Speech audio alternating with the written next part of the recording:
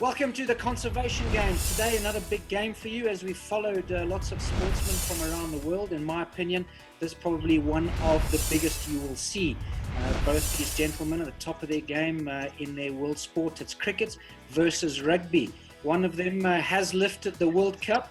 The other one got reasonably close, but got to the top of his game in the world as number one. So without further ado, I'd like to introduce them to you.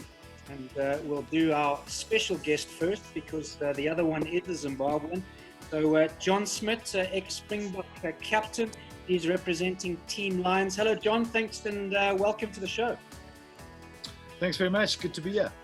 Yeah, nice to have you, and thank you for participating in what we believe is a great cause for conservation, as we try and ensure that we look after the animals only for our generation, but future generations to come. Today, John Smit will be testing his cricket knowledge as well. He'll be up against a player from Team Elephants.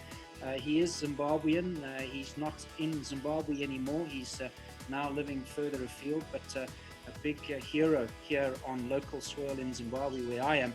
And Zimbabwe number one batsman, world number one batsman, world number one wicketkeeper. Great results for him and records that he has. And great to have you on the show, Andy Flower. Thank you for joining us. Thanks, Billy. Good to be here. Cheers. Yeah, it's great to have both of you, and we'll get straight into the game. John, we're going to toss first, and I'm going to allow you to pick. So I've got two hands. One has a ring on it, the other one doesn't. Pick one for me. Ring. Right, ring. You have won the toss. Would you like to bowl to Andy Flower, right? Or would you like Andy Flower to bowl to you? I think I will bat last. Right, so you will bat last, so you're going to bowl first. So John, you have 4 questions there, right? You're going to pick two. Your first question for Andy Flower, please. And these are about yourself. Yes. I see there's 4 here. There's some very hard ones and some medium ones. So make sure we'll start with a medium one, Andy. Good. In 2001, I lost my place in the Springboks due to injury. What was that injury? Well, is that an easy one? Easy starter? Well, maybe Okay. think about it, break it down. He played in the scrum, so Yep. you know that is kind I'm going to go for, given your position, I'm going to go for a neck injury. Some sort of neck injury. It's got to be. You must have had a few of those in your time. I did. I got the scars to show for it. I do have some modifications, but those were made a little bit later, not in 2001. So this was a shoulder injury, so perceived to be not as serious. But John, you're out for a long time, 18 months, I think. Did you think at that stage that maybe that was the end of your career? Yeah, the problem was that with this injury is that I actually, it was my shoulder, but I was at the back covering the fullback as hookers would do in those days. I took a ball and I caught it and passed it to the fullback. And as I passed it, Sean Smith hit me about 3 days late. And I broke my fall with my elbow.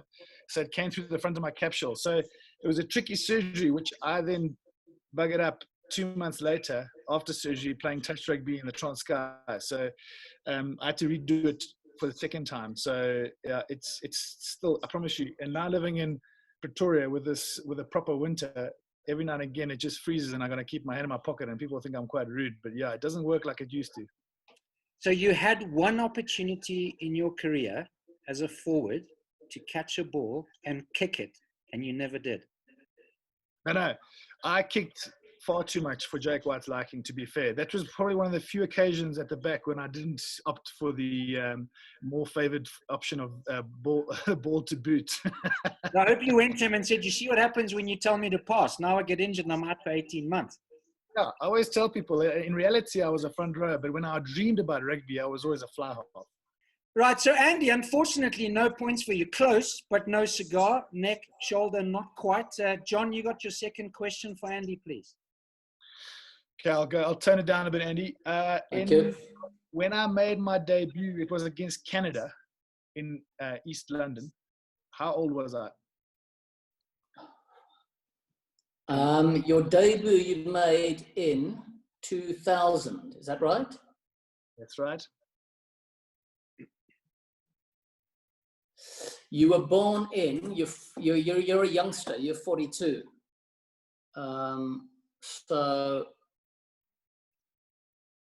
that makes you 2000, so 42 minus 18. So you were 26.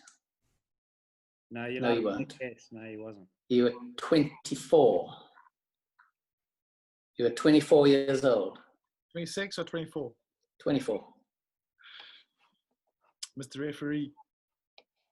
So I've got 22. 22 it is. Ah. So just tell us that maths again. Oh, just no, my wanna maths say- was terrible. I was Yeah. about to say, God for sport, Andy. Some halves clearly weren't thinkers either, or mathematicians, were they, John? They weren't counters. Not at Viljoen High School, anyway. Right, so in theory, you would have got that one right if you just did your maths correctly. You'd done everything right, Andy Flower. Everything right. Did some homework. Correct, and then got run out on 99. I mean, what are you doing? Well, that's happened before too. Yeah, right. So the first section for Andy Flower, a nearly but not quite close enough. We're going to spin them around. Andy, you have 4 questions for John. Oh, a stats one. According to stats online, John Smit, what number am I ranked in all-time test players as a wicketkeeper batsman? If you get that, I will be genuinely astounded because I don't know myself. I did read that because you're there with the likes of Lara and Tendulkar. It was in the 30s. Hang on, careful, because there's 2 areas that Andy Flower was ranked in. He was ranked as a batsman.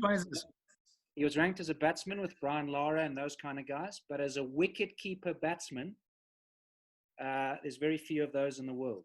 So be careful. Okay, so this is for the wicket-keeper batsman combo. Correct. A little bit like the KFC with chips. Same, not quite the same combo. This is like the dark web. How am I going to find that?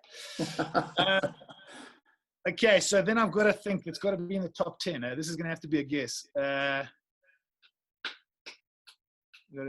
to be fair, my cricket knowledge is limited. But I know about Gilchrist and Boucher. Those are about the only other guys that I know. I'm going to go with third. Third. I tell you what, you're close, but you're not close enough. Andy, would you like a guess seeing you don't know? I'll go with 5th. So 5 is correct.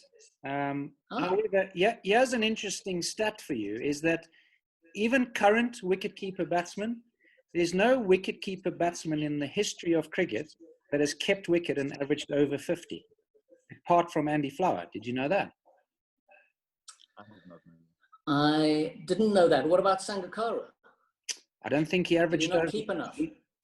Well, I think you've also got another 50 in that, because I think you've aged past 50, haven't you? Unlike John and I. Correct. I can get that calculation right. Correct. So, John, unfortunately not. But so it is 5. But a lot of statisticians will tell you that because of world rankings and because they're still current players, you will remain in the world rankings of players forever. But no doubt, as guys carry on playing and they earn more points, you'll probably start getting pushed back. Do I get half a point for getting it right? No, I was going to give you half a point for turning 50, but no, you're not going to get half a point for that. I'm not that lenient. Okay. Right, second question, Mr. Flower. Right, second question I need him to get wrong is... I think question number 1. In 2010-11, England managed a great win and became, against obviously one of the stronger test nations, and became number 1 ranked side in the world. What was this win, is the question, which I'm assuming means who was it against? Phil. Is that correct? Tests, cricket or 50s? Test. Oh, wasn't this when you beat India 4-0? John Smit, you're right. Yes. Cramming is the art of a matric pass.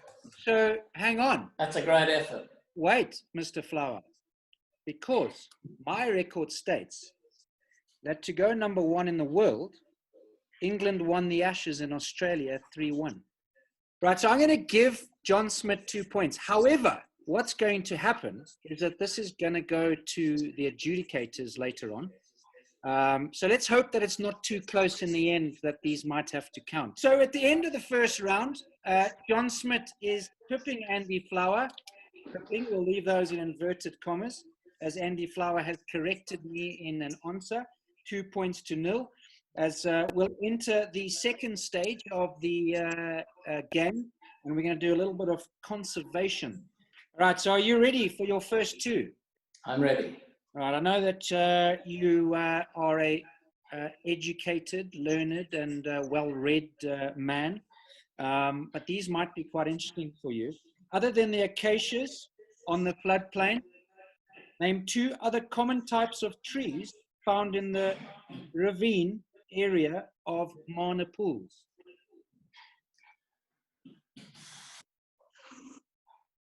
There are 8. I smile. I'm assuming one's a baobab. I cannot accept baobab, but I don't know why, but it's not on my list. Surely I've seen baobab in the Zambezi Valley. Okay, so and surely you have as well. I have. So is this going to decision review system as well? Well, we will review it, but for you to get 2 points, you'll have to give me at least 2 trees. So I'll give you 1 point. Some of them quite. What about a Masasa tree? I do not have Masasa on my list. Let me educate maybe you two. A mangosteen. Okay, I don't think you would have got that one. An ebony. Would you have got that? Nope. A Natal mahogany, a fig tree, a nyala berry, a milkwood, a sausage tree, and a waterberry tree.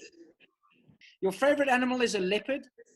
A lion can run 80 kilometers an hour. These are all short bursts, eh? So a little bit like what John Smit used to do in the breakdown there, okay? A cheetah ran at 93 kilometers an hour. Right, so lion 80, cheetah 93. Where do you think a leopard fell in? 58. I'm pretty sure I read that.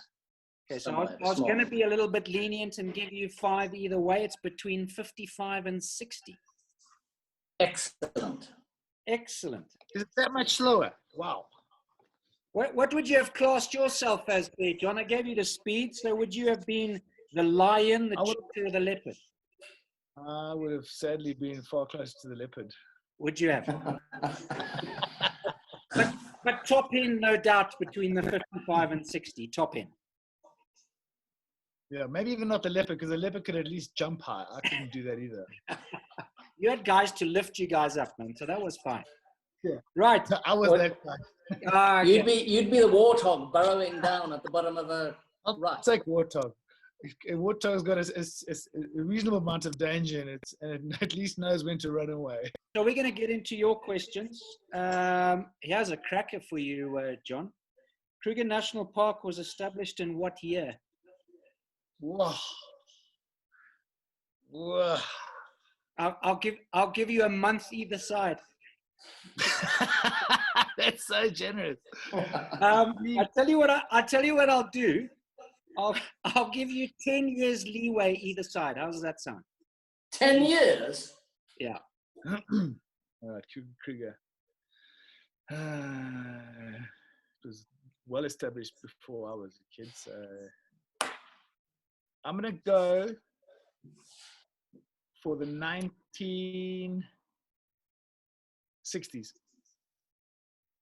It was 1926. Holy smoke. Yeah, that's old, eh? 6 years' time, it's 100 years there. Correct. Wow. That's So incredible. maybe you should visit. Right, yeah, here's even more of a cracker for you, Mr. John Smit.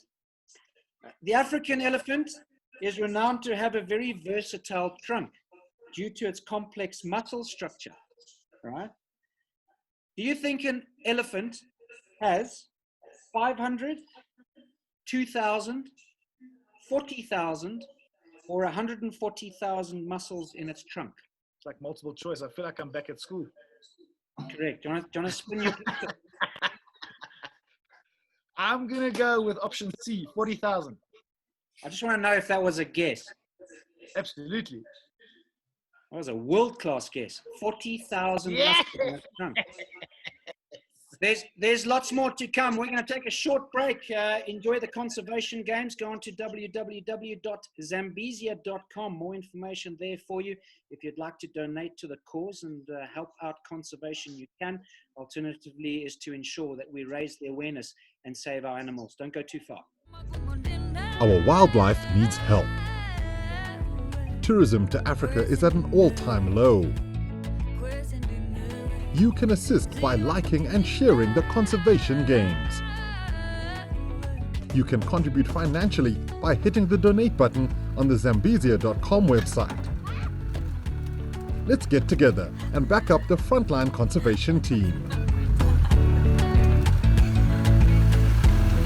So, John, when you're ready, you lead 4 points to 3, so it's nice and tight. Could I ask you to please ask Andy his first question about himself? You have 4, pick 2. And in Nagpur, November 2000, India batted first in the test match, scoring 609 declared. In the second innings, you saved the match by scoring a mammoth 232. Who top scored for India? How much did he get? And how was he out?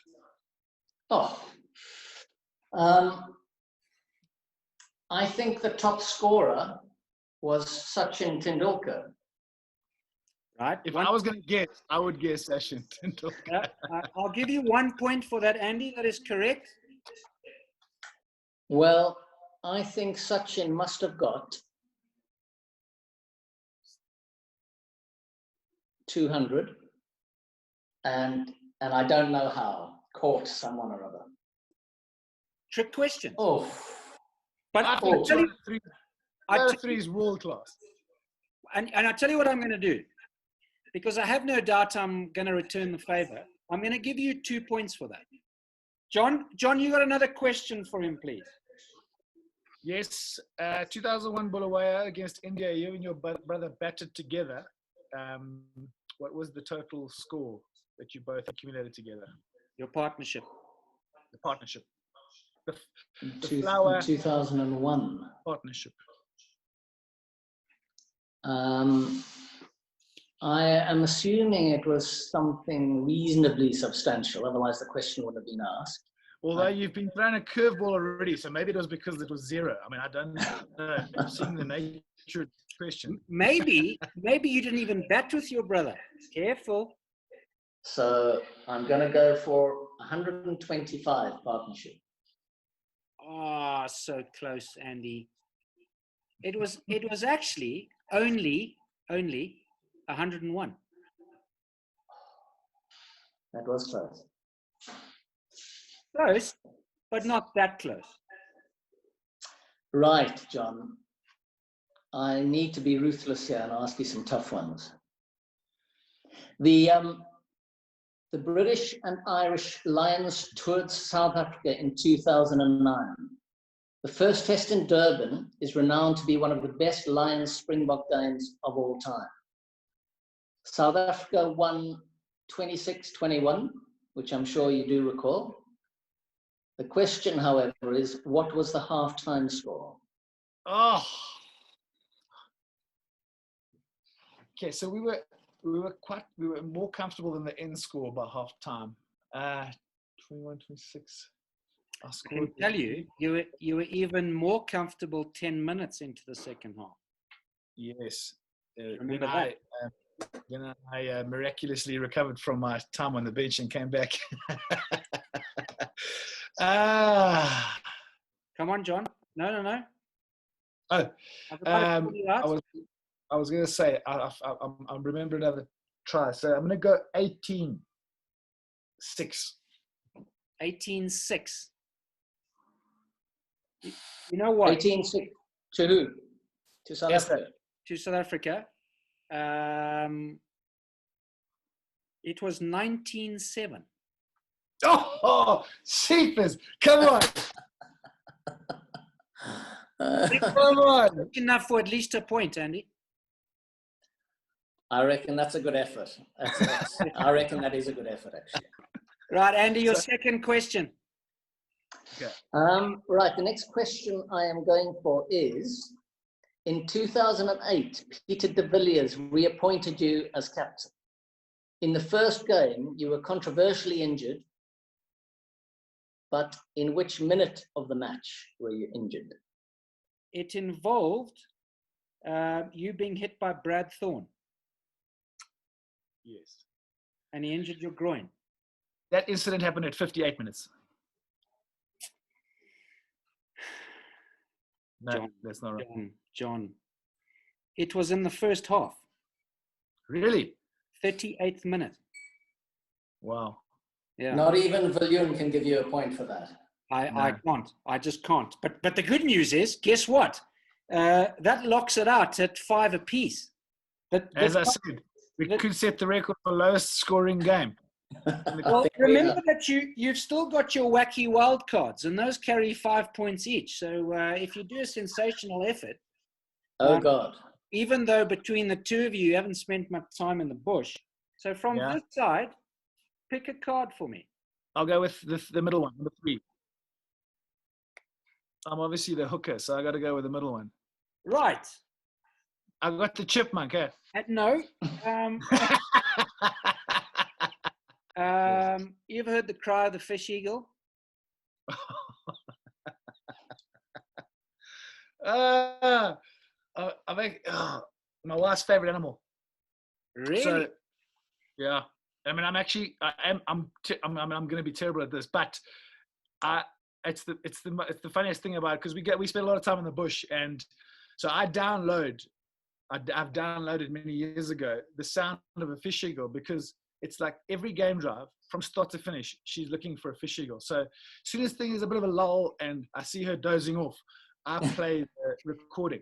And she lights up and she's looking around, and the car stops and the Land Rover comes to a grinding halt, and everyone looks and looks and looks. And for 5-10 minutes, the ranger's not sure.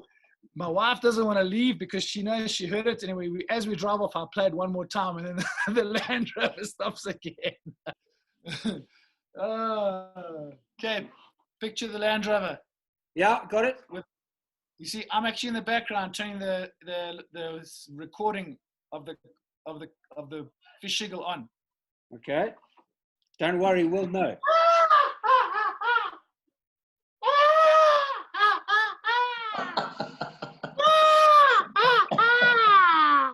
Hey, it's not a crow.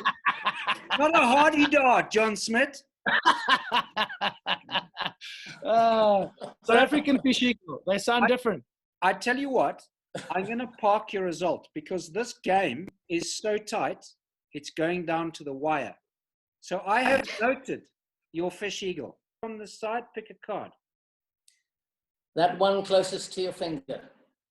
Odd fuck. I don't believe it. Because I'd like to see your best. Rhino, run and charge. Yes. Shit. Oh, John, you're under pressure now. Side profile, nice.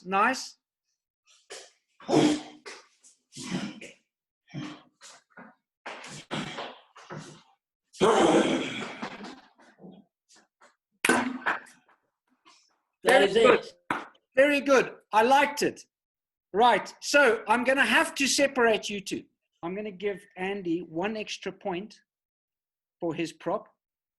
And I took off half a point from you because you sounded like a hardy-dar as opposed to a fish eagle. So at the end of full time, Andy Flower from the Lions, am I right, Andy? Elephants, mate, elephants. Wins the contest 9 points to 8. Andy Flower pips you. But guys, what a great effort. I hope that you've had some fun, and thank you so much for being part of Conservation Games. Pleasure. Thank you, Bill. Thanks for what you guys are doing. It's pretty special. Thank you. So, ladies and gents, that's the end of Conservation Games. John Smit taking on Andy Flower went down to the wire all the way to the end. 5 points apiece into the wacky wildcards, and Andy Flower just pipping John Smit. I don't know how, but by 1 point. The end score 9 points to 8. Go on to www.zambezia.com. Have a look at what the Conservation Games are doing. We're here to save animals. It's all about conservation. There are obviously links there if you would like to contribute, but more importantly is make sure that we keep the wildlife for future generations. From us on the Conservation Games, thank you for watching. It's goodbye.